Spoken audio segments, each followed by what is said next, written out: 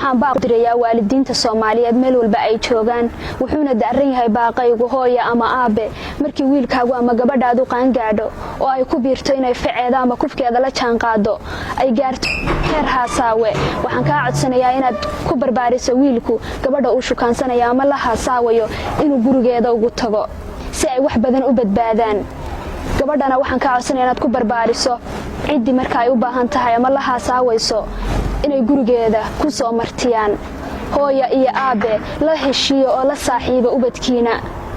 si ay dhexdiina uga dhalato kalsooni waarta wax badanna ay noogu qurux badnaadaan ragga kii shabahayow intaad shaati soo xiratay shaal beena soo saarataad shiiqday dumarkiiye shankaroon haweenoo fadhida sheedha gurigooda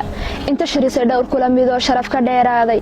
la shirkoobay shaydaanka oon sheexna garanaynin dhagta ma ugu sheegto ma tiri waan sharribayaaye anigaa shukaansiga u mari sheeka iyo qiiro shaqfaday ku geliso ma filin abshir qoolkaaye hoygaagii baas shabaqba tiri oo ma lagu shiilay shalaytii ku haysay haddana shubanka kaa maydhay shiidkeeda kuu jeexday ee shoolid kugu tooqday shakila aqudheedii miyaad shaajac ugu faantay ma hooyaad shanshada jabisay oo shiiday xubnaheeda ma shafkay ku saartaad shidoo diiday nolosheeda gabdhayahow shukaansiga barkii waa sharka u weyne sheegatadu rag baa nahay ayay kugu shubayaane shaxintay degeen bay hablihii wada shakaaleene sheelsheelka dhibahaa batoo shaharba waa yaabe sha'niyaanu kugu furan xoor sheeka baralayda shirmaha dumarka Soomaaliyeed nabadda loo shaacin shaabkiyo hadma shurkaan heedha laga weecin raglamoodka dunida shidee daaray shararkeeda shidadiyo shilka hablaha wadee sharafka weydeeyay shahwadan sharciga loo maray shuquladeed waaye ifka nabad hashaaxinayaan shaahid barinaaye shibay naga dhigeen oo qalbigu way shumanayaaye shicirkii haddaan soo jaree abid shalaytooda